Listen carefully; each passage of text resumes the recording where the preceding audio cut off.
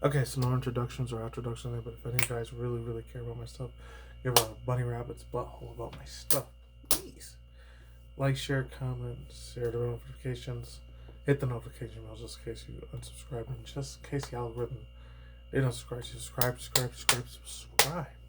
Follow awesome main viewers, watchers, and subscribers, and random people that just came to stumble upon my channel and videos for the first time. Anyways, I know this is a little bit older. It's like 6 days ago. By the time you guys see this, it's not going to be Tuesday, Wednesday, Monday, Tuesday, or Wednesday.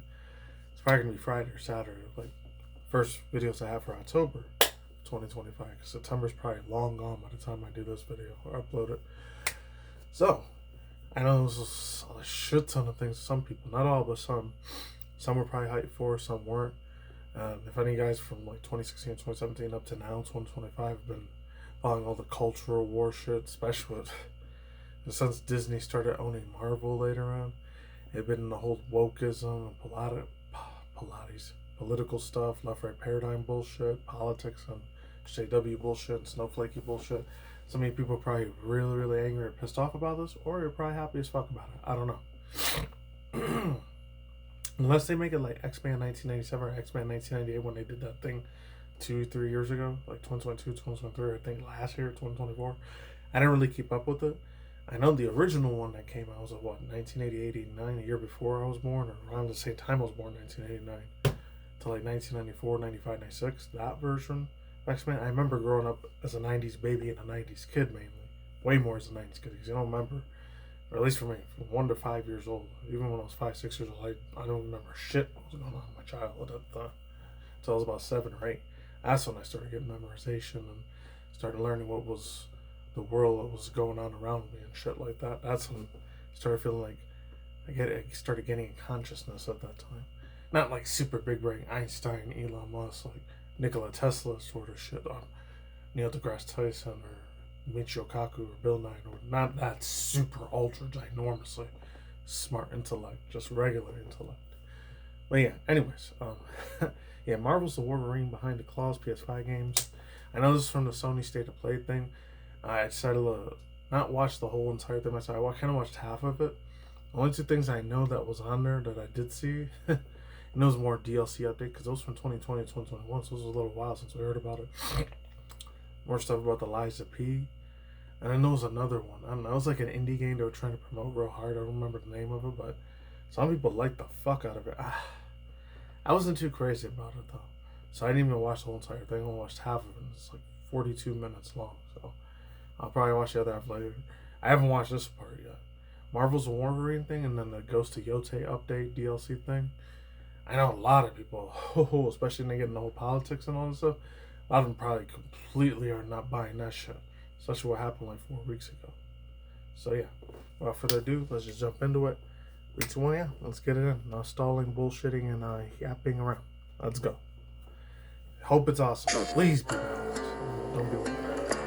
We'll see how good it is. Just give me the same studio that made the other Marvel. The question that comes up a lot to us at Insomniac Games is, are you going to make a Wolverine game that... Fools back in the early mid-2000s, they made like... I was going to say Jack and Daxter. No, that was Naughty Dog back in the day. We had all Spiral Dragons and what's it called? The other ones. The whole Ratchet and Clank franchise.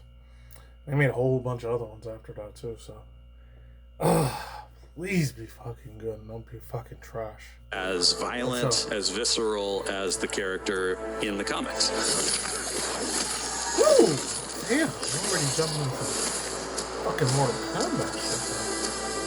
Okay. Working with Wolverine is interesting because part of the route to who he is that he's an unreliable narrator.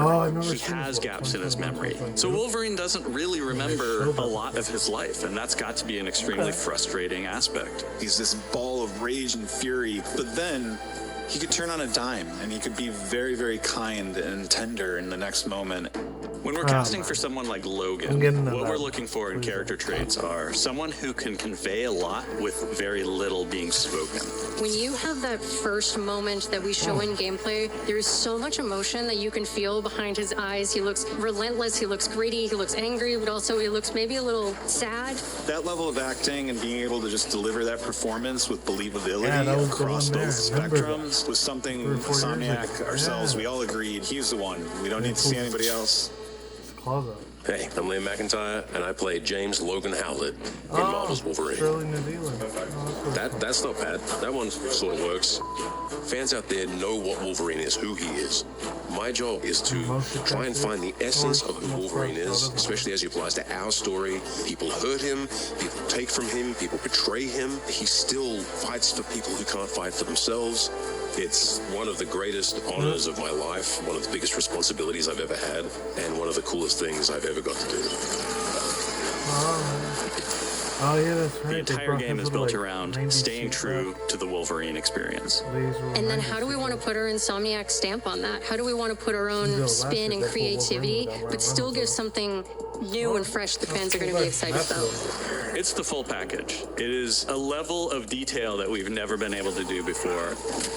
You could see it in the trailer. You can see pores. You can see blood in between the little lines of his teeth. I love the attention to detail. It's exciting that we're going to be able to bring that kind of fidelity to players. Wolverine is a character who goes to many places through the comics. You'll see the Canadian wilderness. You'll see Japan. There's a shot where Logan is sliding down that rooftop, and you can see the breadth of Madripoor and Lowtown. It's always nice teasing the depth and the amount of characters that we'll be seeing in the game. Omega Red makes an appearance. Mystique is there, and there's some hints to other characters that fans of Wolverine will recognize for sure. Another visual element of Marvel's Wolverine is the blood. The blood tech that was put into this game is pretty phenomenal. There's a part in the trailer where Logan jumps down, and then he does the claws up through the face. That one I thought maybe was going to be taking it too far, but I am so glad that we have it. It looks fantastic. Wolverine's combat, making that special, making that feel like him, making it feel different to anything else you've played, that's a tough job. What's so cool for me is there was this one section of the game I got to try. It was just visceral, immediate, and so incredibly satisfying, and I was like, this is gonna be amazing. We're pretty excited about the artwork that we're using on the cover. It's dynamic, it's rough-edged. You notice it doesn't look like our past games. It has a sense of urgency and forward movement and rage and fury, and that's Wolverine. One of the cool things about Insomniac is they are probably the most collaborative group of people I have ever worked with. They make you feel part of their team. That's not something you always get. We've been in a creative collaboration with Insomniac Games and PlayStation for over a decade now. We've made some of the greatest superhero games of all time, and that was always the goal, making games that are timeless. I think fans are going to be excited, but I'm also really excited about it because I'm really proud of what we made. We're focused on making the best Wolverine game ever. On behalf of everyone at Insomniac Games and the Wolverine team especially, we want to thank you for taking time to watch our trailer. We can't wait to show you more in spring of 2026.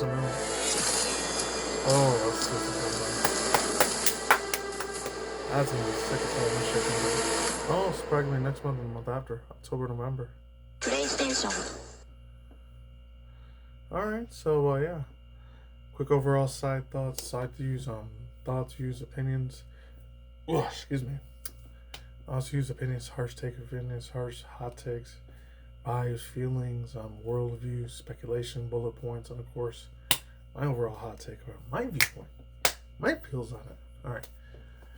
I don't know. Like, they didn't really say that much of what the storyline was gonna be. I was hoping that they would get into that, but unfortunately they didn't. They kind of kept it like spoiler free, so I didn't really know what the whole storyline was going to be about.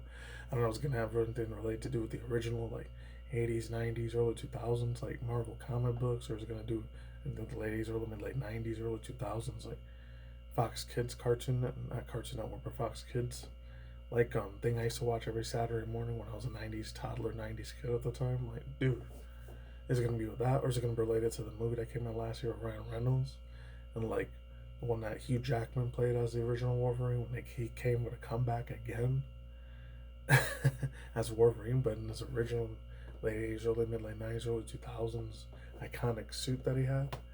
Which that was the right way they should have did. They should have did that way back in 2009 when they did like the whole live action like movie that was called Logan. That's when they should have brought his suit in way back in 2009, but they did it years and years later in like 2024 last year. And by the time that comes around, be like the year before last. One, two things I'm gonna say is this. Oh man, of course we already knew the graphics and all the other stuff, the UI, the bit rates, and the gameplay was gonna be sick as hell. I already knew that shit was gonna be good. And I feel like they didn't get too much into the whole political politics. No female girl boss chick being a thing and saying, oh, all the women are better. The female mutants are better than the male mutants. And they didn't get into that polarizing bullshit. I hope that's not what the game is all about.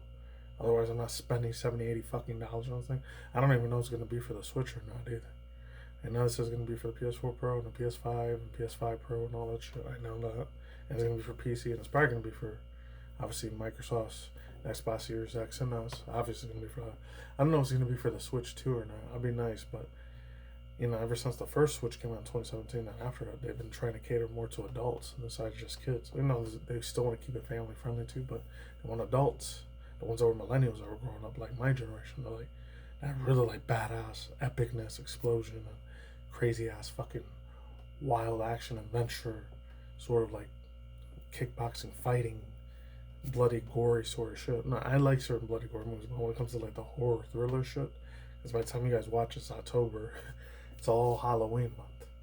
When motherfuckers getting that real dark, when it gets like satanic evil Freemason Illuminati shit, then that's when I don't fucking like that shit. I only like it when there's action, adventure, and there's fights and badass, punches to the face and punches to the freaking body type of shit. That type of cool violent stuff.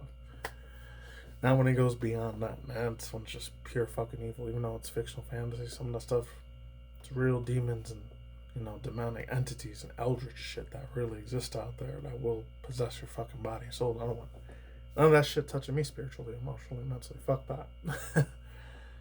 I'm not just physically either. And then the last final thing I'll say is this. I wonder if there's going to be any boss fights in this game.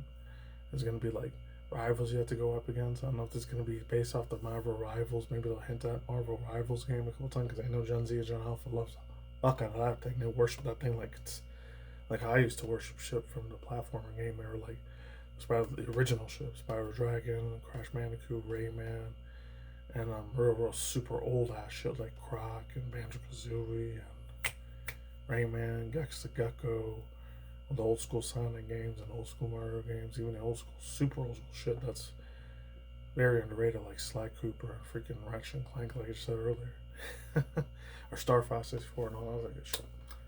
That's it. That's all I really gotta say for now. I'm wiping my hands clean with this reaction. That's it. And just cut the outro short. Peace out, ladies and gentlemen. Handboys, families. I will see you soon. You got a day and night wherever in the world you're out there.